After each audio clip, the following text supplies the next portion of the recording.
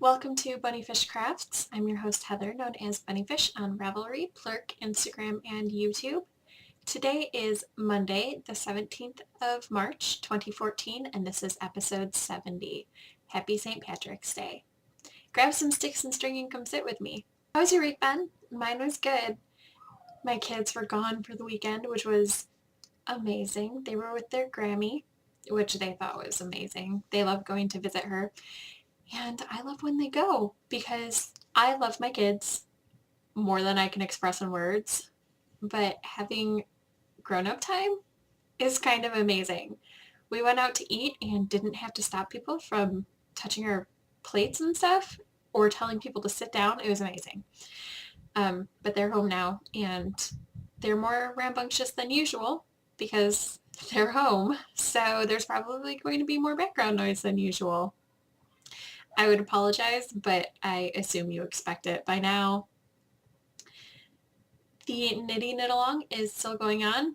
I'm not going to show you my project. I did 4 rounds on the sock. Yeah, not good. I might not finish my own knit along. I want to. I really want to, but there are other things that I feel need to get off the needles first. And some of them did this week. So, one is Socks on a Plane. It's a pattern by Laura Linneman, and there you go. That's what the socks look like. I used Peyton's Croy stripes in the colorway Sailor Stripes. I didn't use the pattern, the heel pattern. I did a afterthought heel instead because these stripes are awesome, right? I didn't want to disrupt the stripe pattern.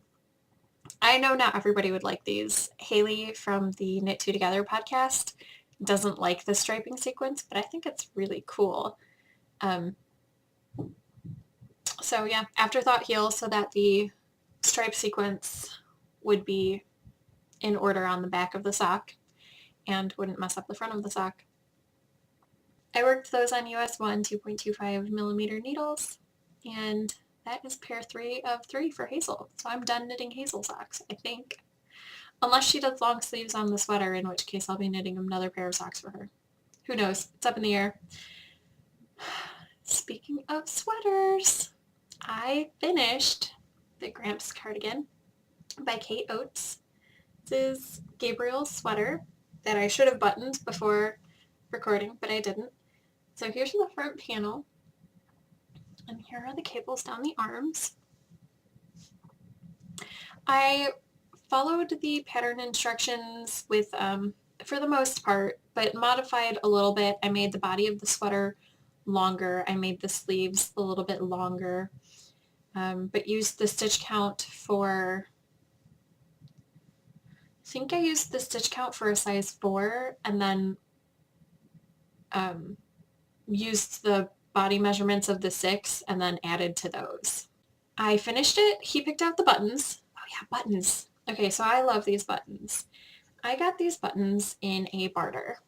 On Ravelry, a group I'm in, we did a barter thing instead of a knit along or whatever for a month, and I made 5 sets of arm warmers for Gwen, and she made me a bajillion buttons.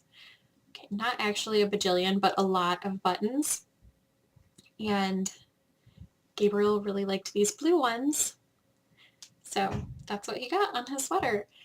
I had to hide his sweater overnight because he loves the sweater so, so much. I blocked it overnight Wednesday night, finished it with buttons on Thursday, and he wore it all day Thursday. I had to take it off of him for bed. He was like, oh, okay.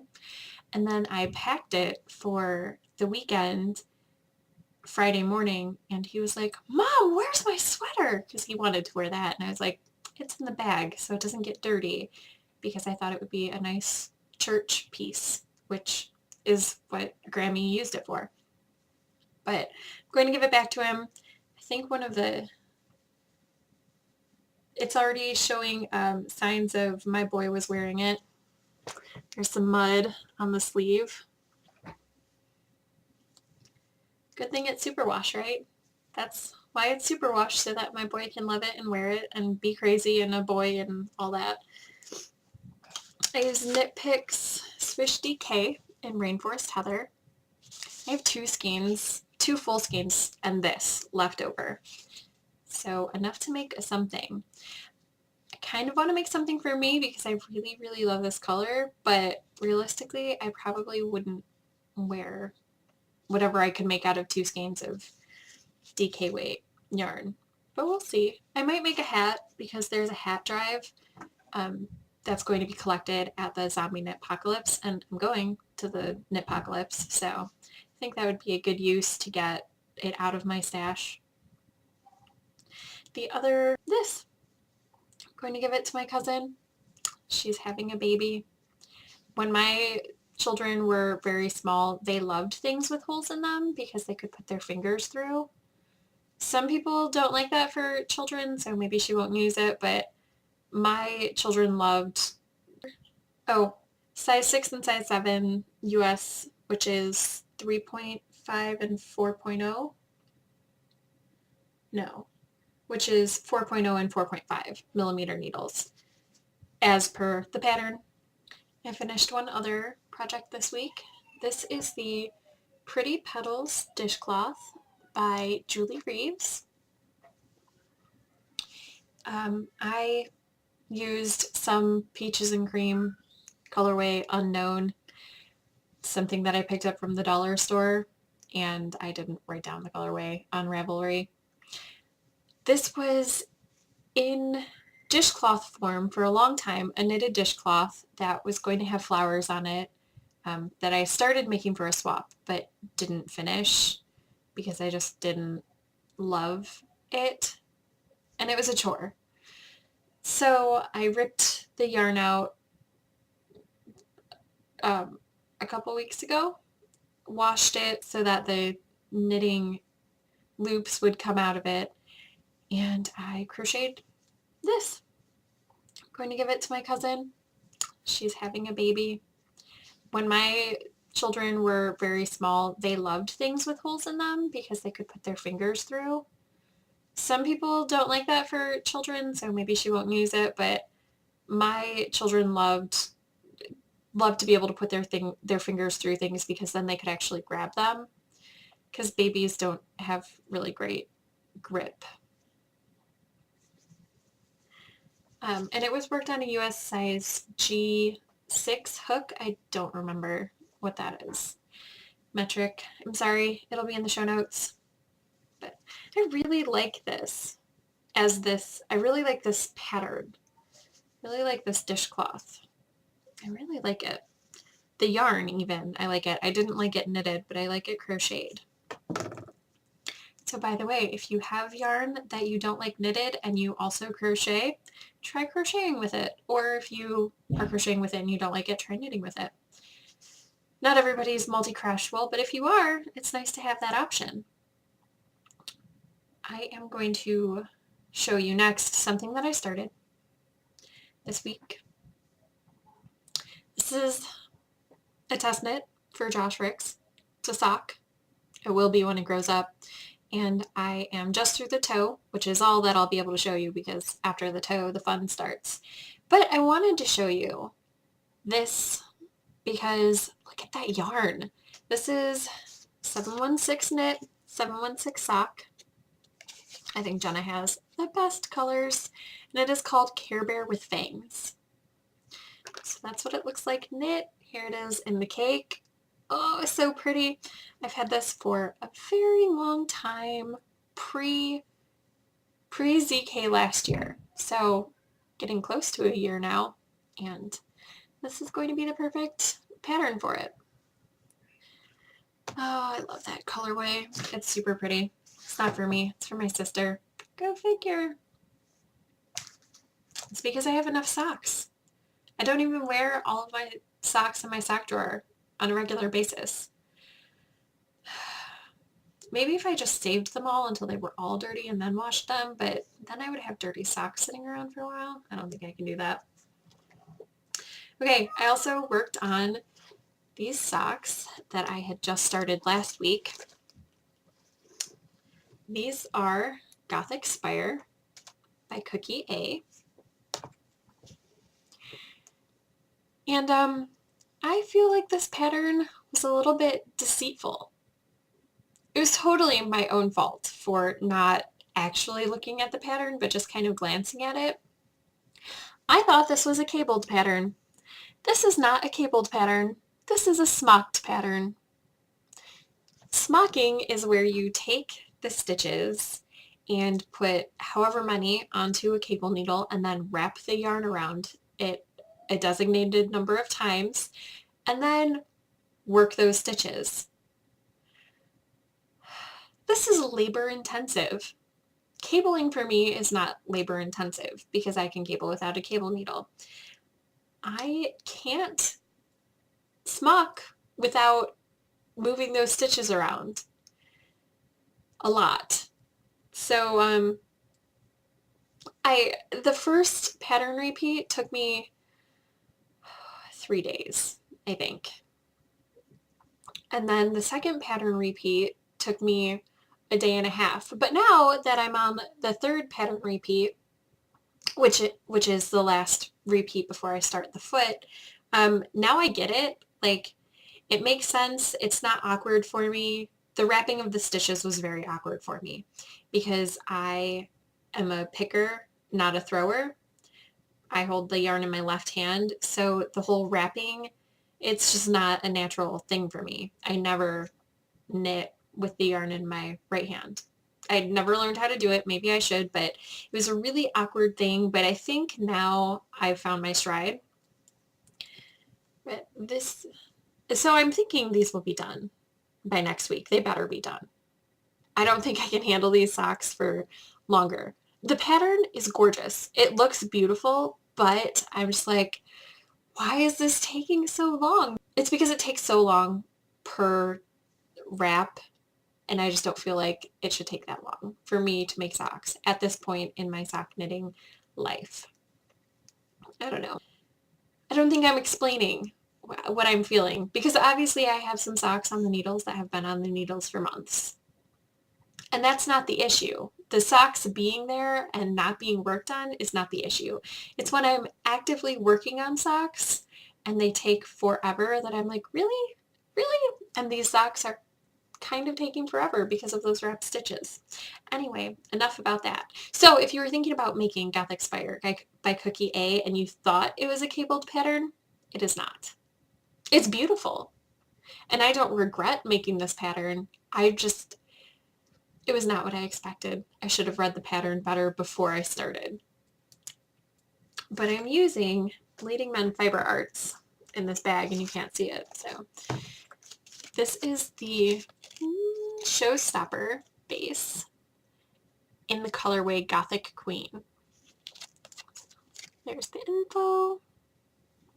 It's working up really, really nice. It's a really pretty yarn. It is not the yarn's fault. It is my fault. Also, there are different amounts in this sock that you smock, like different number of wraps. And I thought that they were all the same because, again, I didn't read clearly when I should have. I should have paid better attention when I was reading, and I didn't. So I had to rip back half of a repeat. This beginning repeat back here, I had to rip half of it out. So that's probably why this first repeat took 3 days, because I got halfway, realized I was wrapping an incorrect number of wraps, and I was like, nope, I'm done. I can't.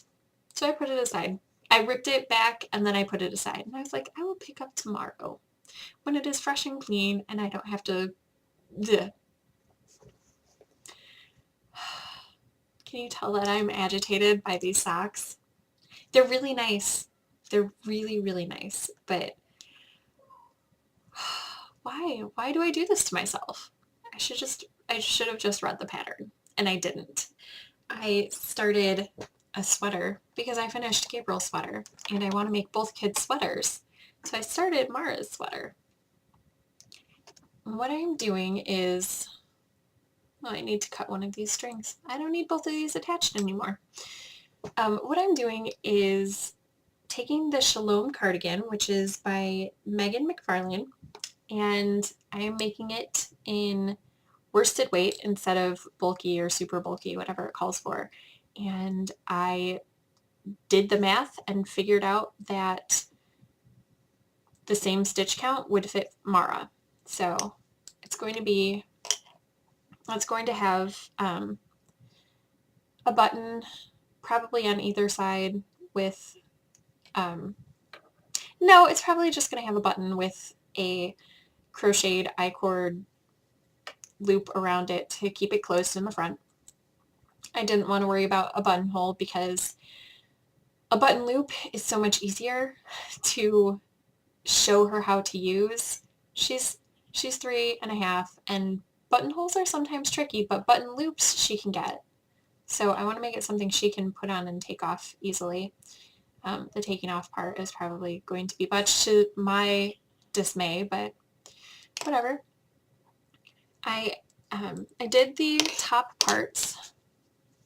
There are 3 panels that have this this ribbing part. So I'm just going to do the 2 because it's almost to where I need to separate for sleeves, and I'm just going to do extra stockinette or whatever before separating for the sleeves because it's only like 3 rows. But I decided that I would do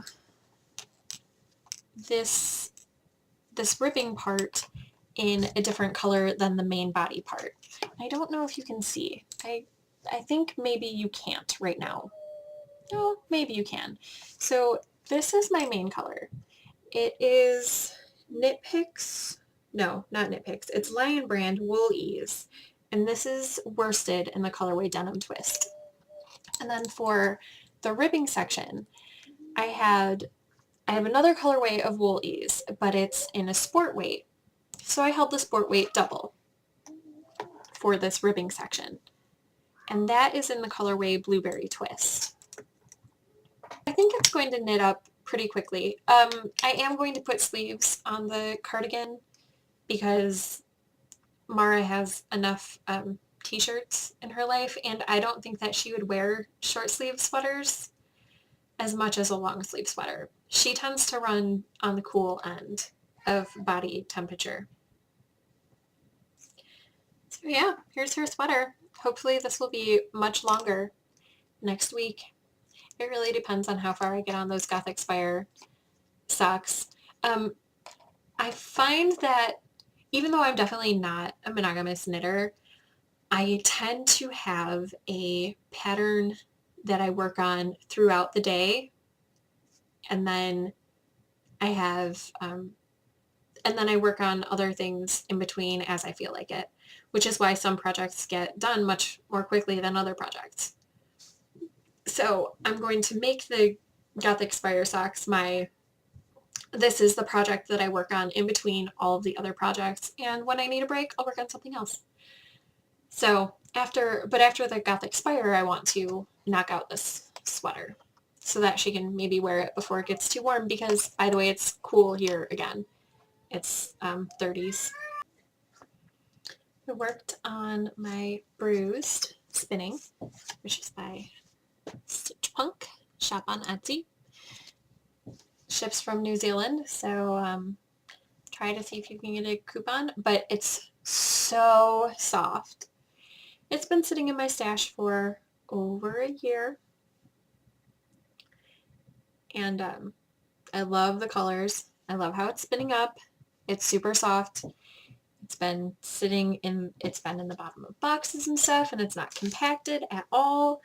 As you can see, I'm spinning straight from the braid, and it's spinning very evenly. So yeah, I love this, and I can't wait until it's going to be a finished yarn. I know this because I started plying. I'm not doing a lot of plying. I'm still focusing on spinning the singles because plying will go fast when it gets there. But this is not that side. This is what the plied yarn is coming out like. It's definitely barber pulling because I'm using 2 different fibers with 2 different colorways. This is Faux Angora. I think you can see some color on this side better. From Spartacus Dyes, the colorway Pink Ladies. And this is the first part of the Stitch Punk fiber that I spun. And right at the beginning, it was black and hot pink lined up. That might be not black, it was dark gray and hot pink lined up. And that might be my favorite part of what this plies up as, because it's my favorite part so far. But as you can see, I have very little plied, but it's gorgeous. And I'm really excited for this yarn to be finished. So I'm spinning away on those singles and only allowing myself a little bit of plying, just a little bit, so I can be like, oh, what's this going to be when it grows up? I can't wait. I worked on the log cabin blanket a little bit. Not as much as I probably should have, because I definitely crossed more things off of the list than I knit. But I also didn't knit pretty much at all over the weekend. I finished those socks on a plane because we didn't have the kids, so we did a lot of stuff, which might sound crazy. It sounded crazy to Steve's mom. She was like, why didn't you just sit around and relax? We were like, because we were able to do things without children in tow. We could go shopping without children. Trying on clothes. Have you done this? Had to try on clothing while you have children? It's so stressful that you make bad choices because you're like, just one more minute. I just need to do, fine, okay, I'm getting this. And it's a bad decision about half the time. Not a bad decision. I know what I like off of the rack, but sometimes I get home and I'm like, I really would have liked that other thing better. If only I had had a moment to try it on. Anyway, this is blanket progress. I think I was on the brown square last week, but maybe not. Maybe I was on the green square, the dark green. So this is the middle square right here. And this is all Karen Simply Soft. This is Heather Gray. This brown color is chocolate. Down here is dark sage, and I just started with pistachio. I'm not following a pattern, just kind of going along. I think I have the gist of log cabin. I've heard a lot of podcasters talk about it, and I've seen a lot of pictures. Plus, I have helped cut for a quilt, so I get the gist of how log cabins go, and I'm just going to make it up as I go. I'm using US size 8, which is 5.0 millimeter needles, and I'm using a straight as a holder for one of the sides. I think that I recall that some patterns have you bind off a side and then pick up stitches for the next side, so when you get back around you have to pick up those stitches that you bound off. Not interested in picking up stitches. I would much rather just work off of a needle, so just have stitches hanging out on needles. So that's what's going on. This is the needle that I bought specifically for the project. This is a size 8 straight that I had hanging around, and so therefore just knit the last row, and these are my interchangeables that I'm using for what I have right now. It's working out so far. We'll see how I feel about it when it gets bigger, but it's going. I am going to try to get back on track this week with the knitting 1 row per thing crossed off of my list to do, but who knows? I can't promise that to myself. The last thing that I'm going to show you is the Greek Fire knit along. Clue 3 was released. I used Nooch Fiber Morningside sock, the dark blue color is Flow, and Murky 2 is the orangey, bluey, reddy color. And then the light blue color is Madeline Tosh sock in window pane. And that is worked on US size 5, 3.75 millimeter needles. That is my progress. How's yours working out? I know a few people in the group are working on the mystery knit along, so that's awesome. And even if you're not, maybe go over and look at what people are doing, like how they're progressing, because I think it's really, really cool, these multiple yarn projects, because people's color choices totally make the individual projects look way different. I have a confession about my sock yarn blanket and Hexapuffs. I didn't work on them at all this weekend. I don't think that I'm going to, I don't think I'm going to try to make up those squares in any sort of hurry, because I don't want to make 3 squares today to be on track, and I don't want to make 4 hexapuffs today to be on track. So I'm just going to be okay with not doing them and continue on with one a day and a celebratory one every once in a while. If at some point I feel the burning desire to knit a ton of hexapuffs or a ton of squares, then I will, but I don't think that that's going to happen. Hopefully 2 squares won't be the deal breaker on whether or not I finish my blanket by the end of the year. That would be a little bit tragic. So, blanket squares. I didn't count how many I did. I know I finished some projects, but I don't know. This is yarn from Haley. All the squares this week are still Haley yarn. So I can't tell you what they are, just show you the pretties, and as always, if it has a stitch marker, it was done this week. My sock yarn blanket, I'm still in love with it. I didn't sit down a lot this weekend. Anywhere where I could bring a sock yarn blanket. And hexapuffs aren't, they're more portable than the sock yarn blanket, but they're still kind of fiddly. I didn't really want to have to Kitchener the top closed while I was eating dinner. I'm pretty excited to show you these hexapuffs though. I only did 6 this week, which brings my total up to 67. And these are Haley yarns. There's a hair attached to that one. I shed a lot, so that's not an uncommon thing. And so those are the first 3. And then the other 3 are special hexapuffs. So this one doesn't look too fancy-dancy, but it's made out of Gabriel's sweater yarn, which is a DK, so I had to change up the pattern ever so slightly in stitch number. But look, it's basically the same size as a sock yarn one. So it's Gabriel's sweater. And then I had 2 projects that I finished during the week. The socks I finished last night, so I was in a non-hexy making mood, so I didn't make a celebratory hexapuff for that. But I made this one, and it has an improvised cable pattern on it. I just I cabled where I felt like it as I was going. And then this one is my favorite. It's one of my favorites that I've made, period, but it's definitely the favorite one that I made this week. This little guy was inspired by the vintage stockinette zombies little guy. So I used 2 colors of yarn, obviously.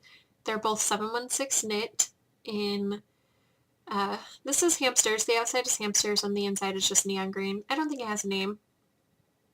I used French knots for the eyes, a little bit of embroidery there. And I used what I learned about the, from the Stitch Surfers about intarsia in the round to make this. I'm pretty pleased with it. I like how it turned out. I foresee making other hexapuffs in that same sort of manner with maybe with intarsia. Maybe not. We'll see. I did really like that. And last week, I'm so sorry I forgot your name. I meant to look it up before I started recording. And I guess I could just stop and look now, but I won't. And I hope you'll forgive me that I don't remember your name. Asked to see how I'm putting my hexapuffs together. So I brought some of my hexapods.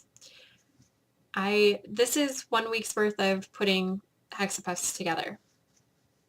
I do 3 pods a week and call it good. And I'll start attaching them when my bag, which is right here.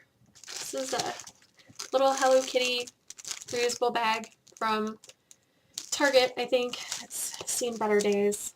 It's, yeah, but pre it being in my child full house. So these are what I have together. And I think I'll start putting the pods together once this bag is full. But until then, I'm not going to worry about it. So I'm putting them together as per the pattern, which is just to attach corners. There are lots of ways that you can attach the hexapuffs. I like this method because it's really quick. And if I decide I don't like how the hexapuffs look together once I've attached them, I can change it really easily. Other methods are you can whip stitch each side together, which wouldn't take so much longer, but like it wouldn't take so much longer per hexapuff. However, over time, that minute or whatever will add up to a lot more work. And I'm kind of lazy. I like things to be done with less work when possible. I'm willing to put in work when I have to, but if I don't have to, why would I? There's also one, I've only seen it used with hexaflats, which is when you don't stuff your hexapuff, which is crocheting a border around the edge of each hexapuff and then crocheting them together, which looks nice when it's done, but that's just not how I'm choosing to do it because, again, more work, and I like them to be puffy. So here's a little pod, here's a pod, and here's a pod. And once this bag is full, then I'll start putting pods together and continue making more pods. I don't really have a plan for how it's going together, except that I want it to be queen sized. I'm sure once I start putting the pods together, I'll get more of an idea. New things. I got a new thing this week. I was telling you last week about winning prizes for the winter games, and I got a package that had this lovely bag in it. This was my other prize. I don't know who these stitch markers are from. I will try to find it. I know it's embedded somewhere in the prize thread, I think, or maybe in the competition thread. So there's 2 threads that I need to search through to see if I can find the vendor who made these. They're from an Etsy seller, but there was no tag when it came. It's a set of 4 stitch markers, and they have green beads on the tops and bottom and clear beads in the middle, and they're really, really pretty. And you know how I feel about green. I started reading something because I finished the body book by Cameron Diaz, and I can't remember who helped her write that. So I went to the library and I picked up a book that I had on hold, and then I had a love affair with the library, and I also got this. It's Leviathan, which is by Scott Westerfeld. You can obviously read that. It is one of the most highly recommended young adult steampunk books. I quite enjoy steampunk as a genre, and so I was like, okay, I'll try this. I'm really, really enjoying it. This looks like I did a lot more reading than I actually did this weekend because this is a large print book. So yeah, huge print. There's also illustrations in this version, which is nice. I don't really like the large print. I find that I lose my place frequently because I expect to be further down on the page or further up on the page for how much I've read. So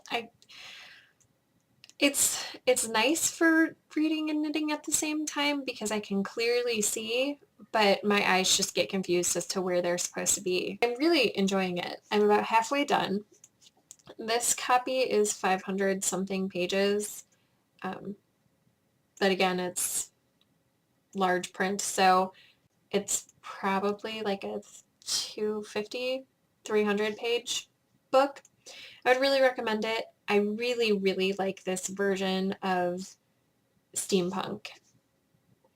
There is, there's a twist.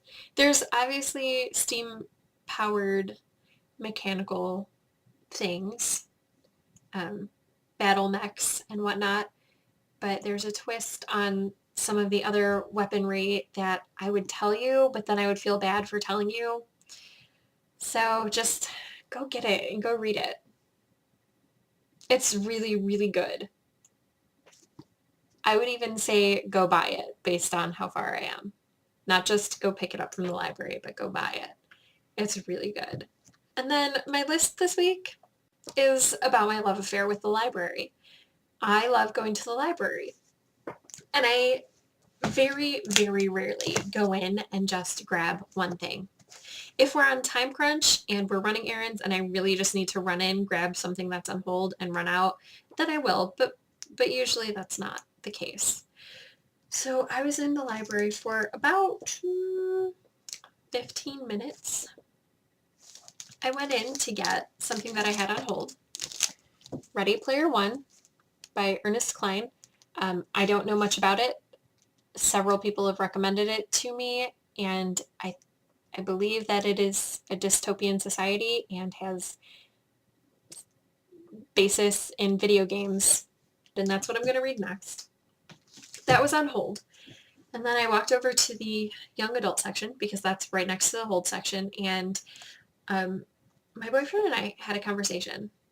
It wasn't really a conversation. It was kind of like 3 sentences exchanged about how young adult novels, the stories are so much stronger than a lot of adult novels. And I was like, yeah, that's why I spent a lot of time in young adult, because the stories and characters are just a lot more developed. I don't know. I don't know why that is, and maybe you don't agree, but that's how I feel about young adult, which is why I read a lot. So I walked over to young adult, and I had looked up a couple things before we left to see if they were there, to see if I should bother looking for them. And one of the things that I was going over there to get was Zombies versus Unicorns. And I got it because one of the editors is Holly Black, and I really enjoy Holly Black's writing. Funny, though, is that I went in to get another Holly Black book, and I totally forgot to look for it. I just got this one.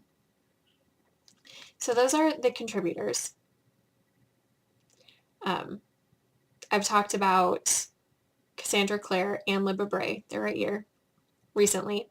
And I'm reading something by Scott Westerfeld. So I'm reading a lot of Team Zombie right now. But I have read about half of the people who are in Team Unicorn and enjoyed their writing. So I hope this is good. I don't read a lot of short story books, but when I do read them, I read all of the stories in the short story anthology, because why wouldn't you? You could discover your new favorite author that way. I went in looking for that book, and then I went over to the shelf, and I was looking for the second book in the Mortal Instruments series, because I looked for it online before we left, and it said it was on the shelf. I was like, oh, okay, that's kind of crazy. Well, I'll go pick it up. It wasn't on the shelf. But while I was over there, it's by Cassandra Clare. That's the author's name. While I was over there, I saw this spine. I was like, the selection.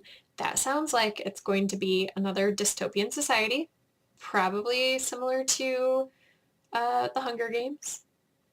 So I am going to read it and hope it's that instead of a pageant sort of thing.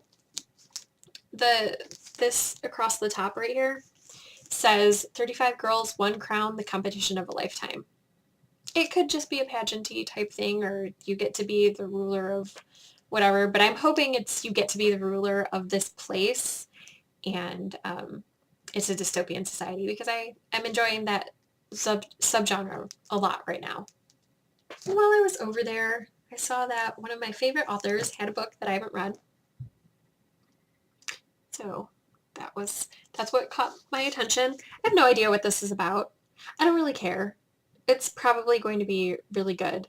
I've only read one or two of her books that I didn't really enjoy, and that is because they were in the juvenile fiction section instead of the young adult section, so geared more towards preteens,